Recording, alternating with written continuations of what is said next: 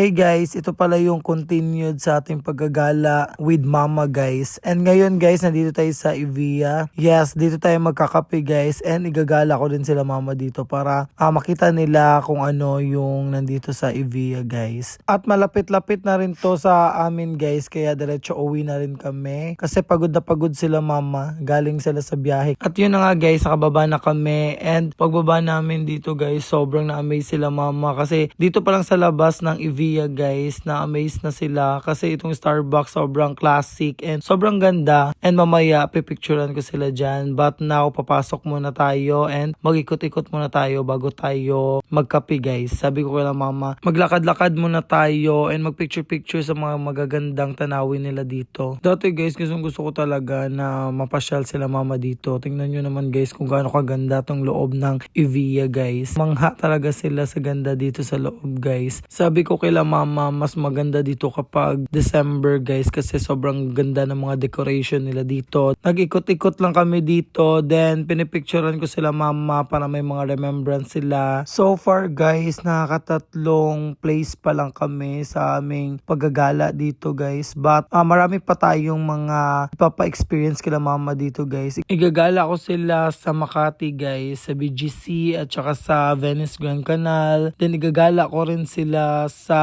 marami pang mga lugar guys na I think na matutuwa talaga sila guys. And susulitin natin yung 10 days na pagbe-vacation nila dito sa amin guys. And wala tayong mamimiss guys kahit isa doon. Then guys, ipapa-experience ko din kila mama yung mga food na favorite ko dito, and yung hindi pa nila nakakainan guys, papakain natin sa kanila. Ipapa-experience natin sa kanila lahat yon. Then ipupunta ko din sila sa Tagaytay guys para makita din nila yung mga magagandang overlooking view doon. Basta sobrang dami pa nating pupuntahan guys, and gusto ko talaga na ma-experience ni mama lahat-lahat ng mga na-experience ko before guys. I think tumatanda na talaga ako guys kasi parang feeling ko talaga na yung importante pala sa akin ngayon is yung mapasaya ko yung mga mahal ko sa buhay guys. And yun yung parang purpose ko kasi every time kasi guys na parang iniisip ko talaga ako ano ba yung silbi ko dito sa mundo. But guys, not necessarily na need nyo din na i-tour yung family ninyo or lumibot-libot kayo sa mga iba-ibang lugar guys. Hindi ganun yung minimin ko guys. Ang minimin ko talaga dito is mapasaya nyo sila sa paraang kaya nyo lang. No pretend, no pressure. Yung kaya nyo lang guys, na mapakita nyo sa kanila yung deserve nila and yung happiness na kaya nyo para sa kanila guys. Yun yung importante. And yun na nga guys, nandito na kami sa Starbucks. Nagpicture-picture muna kami bago kami pumasok sa loob. Kasi sobrang ganda talaga ng labas ng Starbucks nila dito sa Evia guys. Pagkatapos ko nga silang picturean guys, nagpa-picture na rin ako. Kasi guys, mag-birthday na tayo and wala akong post. Kaya kailangan ko talagang magpa-picture para sa birthday ko. Sobrang tagal na rin nung last post ko ng picture sa Facebook guys. But now, magbabalik na tayo sa pagpo-post ng mga picture guys kasi sobrang dami kong mga picture ngayon. Siya naman yung naging photographer ko dito. Pinagpahinga ko muna yung partner ko guys. Pina-experience namin kila mama itong Starbucks guys. Though na-experience yan nila mama multiple times na guys. But